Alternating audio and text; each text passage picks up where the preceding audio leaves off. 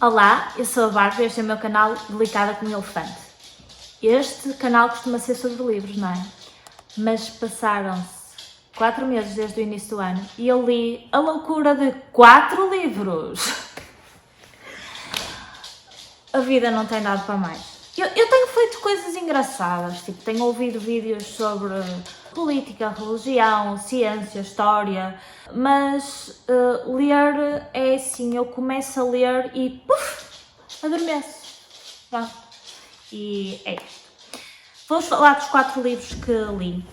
Espero que ouçam direito. Eu estou com os AirPods em vez de com o micro, porque as obras deste sótão não correram assim tão bem e eu já estou farta de não ter as condições ideais para gravar.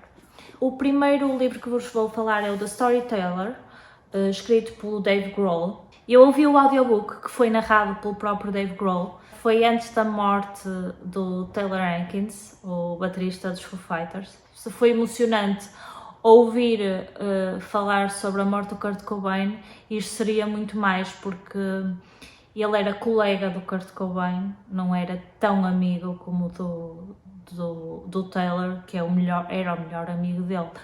Mas pronto, a história dele é muito fixe. A despretensão com que ele lutou pelo sonho, não para ter sucesso e dinheiro, mas porque realmente ele queria fazer música.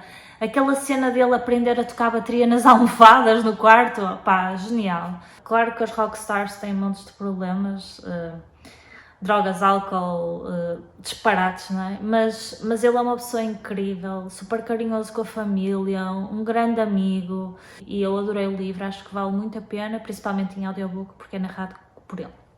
Depois eu ouvi outro audiobook, estão a ver o padrão? Que é o How to Have Impossible Conversations. Não me lembro do autor, mas deixo aqui. É um livro que explica quais são os argumentos válidos e não válidos numa conversa e como contornar cada tipo de pessoas, que os argumentos estapafúrdios e por aí fora, muito em coisas polarizadas e assim. Eu acho o livro muito interessante, mas eu não consegui fixar aquilo. Eu sou uma pessoa que ferve em pouca água, muito reativa, e eu adorava absorver o que está naquele livro, porque faria de mim uma pessoa muito mais ponderada nas conversas, a argumentar sobre coisas que são importantes para mim, mas não dá para a minha mente turbulenta. Mas acho que é muito interessante. Depois, acabei o Monte dos Vendavais, de Emily Bronte. E eu andava há mais de um ano com este livro, porque este livro deixou-me deprimida, tão loucas que são as personagens deste livro. A Emily Bronte só escreveu este livro e eu acho o livro genial, mas só lhe dei 4 estrelas porque me fez um bocado mal à alma. Mas eu acho que o livro é tão bom ou melhor que a Jane Eyre em termos de escrita. Tem várias camadas, vários tempos, várias gerações. E não fica confuso, é espetacular, pronto. As pessoas descrevem isto como uma grande história de amor, por amor de Deus, história de obsessão, de gente louca.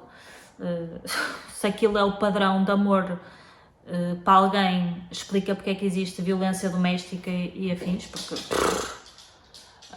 a mentalidade é a mesma. Mas é incrível. O livro é incrível. Toda a gente sabe mais ou menos o que é esta história, porque é um clássico. É a história de amor entre o Heathcliff e a Cathy, que eram irmãos adotivos. E depois, como é que aquilo decorre. E depois a geração que vem a seguir, e o que é que lhes acontece, minado por aquela relação. Basicamente, é a história do Monte dos Vendavais, que é aquele terreno onde se passa parte da história. Depois há outra casa ao lado em que também se passa grande parte da história. Não é um livro tão típico inglês a falar da nobreza e aquela coisa de que não faziam nada a não ser ler e tocar e por aí fora. É engraçado ver as personagens também a ajudar as empregadas e a relação com as empregadas.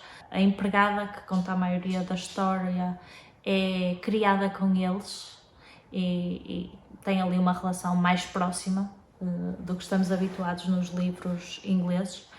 E depois tem outra coisa, isto começa com um inquilino e a empregada a contar a história ao inquilino e depois entra-se na história e aquelas várias camadas que podiam ser super confusas não são. E é super interessante, se ainda não leram, aconselho vivamente a ler, embora se estiverem no estado de espírito em que eu estava, vão ficar deprimidos. O último livro que eu li foi O Homem em Busca de um Sentido, que acabei de ler há 2 dias. É um livro muito pequenino, não custa nada a ler. É um livro do Holocausto, de não ficção. É a história de um psiquiatra que sobreviveu aos campos de concentração. E pela primeira vez eu tenho resposta à questão como é que alguém sobrevive àquilo e não desiste logo e tipo, prefere morrer de uma vez para não estar a passar por aquele sofrimento, dado que a probabilidade de morrer é muito alta e não se sabe se vai ter família no fim e por aí fora. Pronto. E ele explica que é preciso ter um sentido para a vida. Depois ele fala da escola psicanalista dele, um bocadinho no fim. Essa parte é um bocadinho mais difícil de engolir, mas é pequenina e pode nem se ler. Fala um bocadinho da amizade que ele tinha com o Freud e como não concorda com muitas coisas, e o Freud já foi completamente desacreditado, apesar de ainda estar na escola e ainda ser super famoso. Pareceram-me teorias muito interessantes e que me fazem muito sentido. Posso-vos dizer que este homem perdeu toda a gente e mesmo assim agarrou a vida a ensinar e a tratar doentes e a escrever, não é? Livros que nós podemos ler. E é bonito de perceber que na amargura da vida nós podemos tirar coisas boas e isto é o cúmulo da amargura, não é? Tipo, perder a mulher grávida, os pais no Holocausto e sobreviver a eles todos e ainda assim ter uma vida que leva até muito idoso e ter feito coisas importantes pelo mundo, eu acho incrível e acho que é um grande exemplo e, portanto, acho mesmo que vale a pena ler este livro. Foram poucos, mas foram bons. Espero começar a ler um bocadinho mais, mas também se não ler, lá está, eu estou a adquirir coisas também pelos vídeos que vou vendo no YouTube e não é assim tão importante. O meu desafio do Goodreads claramente já foi este ano. Se bem que este fim de semana há o 40 horas da nona e eu posso ler um bocado de banda desenhada. Lembrei-me agora. Abril ainda não acabou. Mas eu faço depois um vídeo específico para isso.